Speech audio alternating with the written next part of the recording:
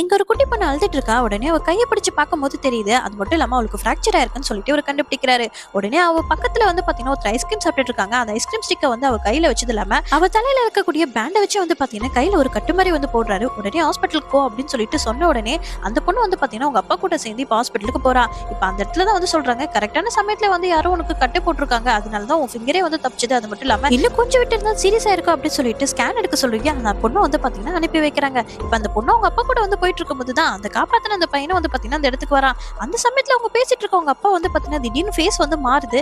இவரும் பாத்தீங்கன்னா 1 செகண்ட் அப்படி சொல்லிட்டு அவர் செஸ் கிட்ட கை வைக்கும்போது அவர் தள்ளி விட்டுறாரு. அது மட்டும் இல்லாம நான் ஆல்ரைட் தான் அப்படின்னு சொல்லிட்டு கோவமா சொல்றாரு. சரின்னு சொல்லிட்டு இவங்க 2 பேரும் சேர்ந்து இப்ப லிஃப்ட்ல போயிட்டு இருக்கும்போது திடீர்னு கீழே விழுந்துறாரு.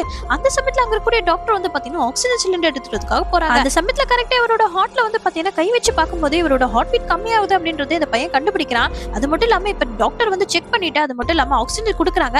இல்ல இவருக்கு ஹார்ட் ஃபெயிலியர் ஆயிருக்கு, அது முதல்ல கவனிங்க அப்படின்னு சொன்னதுக்கு அப்புறமா தான் பாக்குறாங்க. சரின்னு சொல்லிட்டு எமர்ஜென்சி ட்ரீட்மெண்ட் பாத்தீங்கன்னா குடுக்குறாங்க. இப்ப அவர் கொஞ்சம் ஓகே ஆனோனே உடனே இவருக்கு சர்ஜரி பண்ணணும் அப்படின்னு சொல்லிட்டு அனுப்பி வைக்கிறாங்க. இப்ப இந்த பையனும் பாத்தீங்கன்னா அந்த பொண்ணோட சேர்ந்து உட்காந்துட்டு இருக்கா. இப்ப இந்த டாக்டருக்கு என்ன பண்றேன்னு தெரியல. ஏன் அப்படின்னு பாத்தீங்கன்னா ஒரு ஜெனரல் பிசிஷியன் தான். அது மட்டும் இல்லாம இப்ப ஹார்ட் சர்ஜரி பண்றதுக்கு இப்ப டாக்டர் பாத்தீங்கன்னா அவைலபிளா இல்ல.